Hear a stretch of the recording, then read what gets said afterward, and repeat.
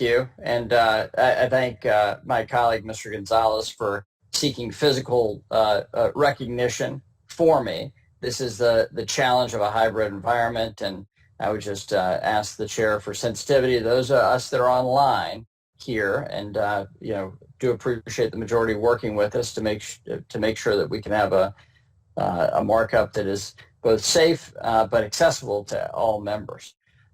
Look, lawmakers shouldn't be in the business of guessing. Yet today, we're here today discussing a so-called plan that is not based or backed by facts, data, or expected outcomes. Now, look, I'll give my friends across the aisle this. We don't have the facts yet to guide additional COVID relief. That's fair. To be clear, we know there are sectors of our workforce still hurting, and Republicans want to provide support where it's needed. But this package goes far beyond that scope. As a reminder, it's been a little over 6 weeks since we passed the last COVID relief package in a bipartisan way. There's still money going out the door, and programs are still being stood up. Not to mention, the administration hasn't provided the necessary data for lawmakers to make an informed decision on where to send additional funds. So the fact is, until we have that information, we're guessing. And it's a very expensive guess that is this $1.9 trillion package. That's not what the American people need. It helps no one for us to say, well, we hope schools will reopen if we spend more money, or we think bottomless stimulus will get the economy back up and running, or programs that didn't work before, they might work this time. Well, I don't think that's right. Hurting families need a plan, not to be placated.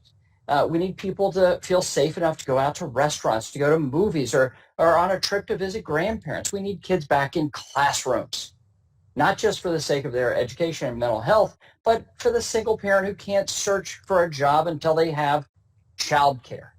Bottom line, we need to deliver temporary, targeted, and COVID-related relief to the people who need it most.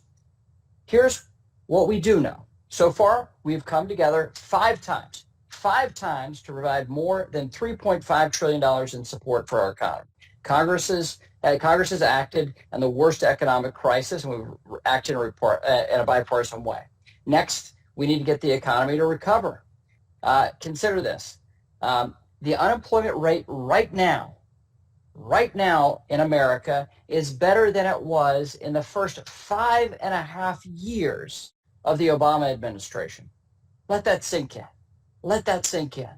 Now, that's not to say people are in pain. That's why we need targeted relief to those that are experiencing the shutdown, that have a health-related shutdown. Compare this to what we've done. Compare this to what happened back in 2009. We spent $800 billion on the America Recovery and Reinvestment Act, the so-called stimulus, in 2009, which was in response to what was then the worst economic crisis of our lifetimes. Despite my colleagues' claim, it is possible that we do too much. In fact, there's bipartisan agreement that an additional $1.9 trillion package could have negative consequences over the long term for our economy. Unfortunately, that's where the bipartisanship stops.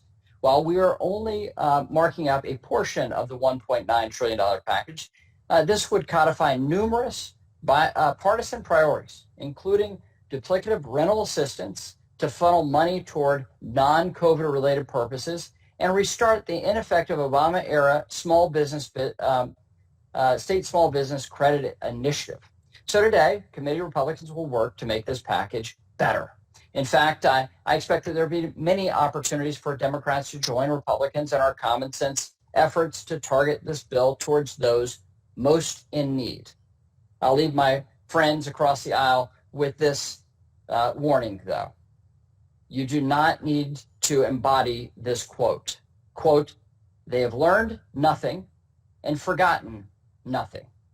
This quote from history is impactful today because it seems like my Democrat friends are reliving the 2009 experience and pushing partisan programs and ideas that have no demonstrable impact on the American people is at least unnecessary and at worst harmful to the recovery effort. like 2009. The words COVID now are being used as a means to pass a partisan agenda. The word COVID now becomes their, quote, shovel-ready project, end quote, from 2009. They have learned nothing and forgotten nothing.